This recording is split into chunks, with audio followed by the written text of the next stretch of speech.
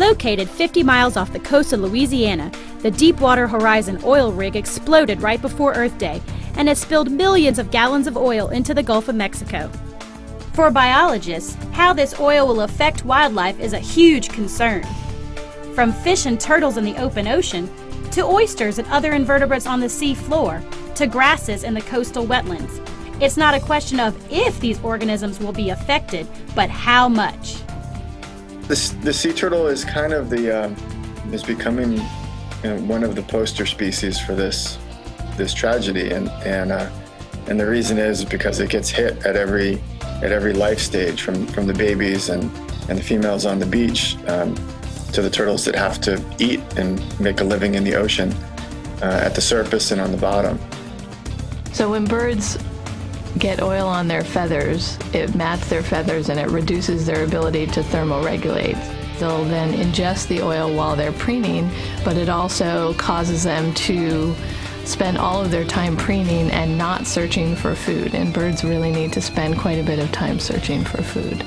It would be especially harmful if the oil got to the coast of Florida where manatees live, because manatees would be particularly susceptible to oil in their environment. Healthy wildlife in the Gulf of Mexico is important not just for its own sake, but for our sake as well. Humans depend on the Gulf for commercial fishing, food, and tourism. And the impact on coastal wetlands, already stressed by human activity, would be especially troubling. Wetlands are very productive ecosystems. They provide many services that we need. They filter water, they purify air, they're nurseries for economically important fisheries. They're also large stores of carbon. Although a lot of uncertainty still exists, scientists at least have previous studies to draw from. In 1989, a paper in Science detailed the ecological effects of an oil spill near Panama. The authors indicated that their data could help those dealing with future oil spills in the Gulf of Mexico. One of the reasons that their study was so valuable is that they had baseline data. So they had data about the communities prior to the oil spill, so they could compare what animals were there, what plants were there, how things were doing before the oil spills.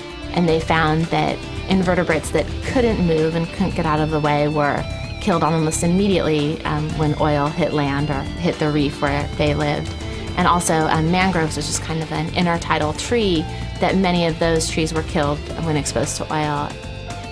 Currently, Academy scientist Peter Rupnerine is working with Louisiana State University to track the effects of the oil spill. His research targets are commercial oysters, snails, and clams. Taking samples of these animals before the oil hit the shore, 2 weeks from now and at the end of August, Peter and his colleagues hope to discover how these small invertebrates are affected and how they recover. This should be indicative of the entire Gulf food web. This is a huge disaster, both for the natural world, for the ecosystem, because this stuff stays for a long time, and it's a human disaster because the fisheries, one of the most important sources of income along the entire Gulf Coast. We need to understand what impact this has and how to respond to it.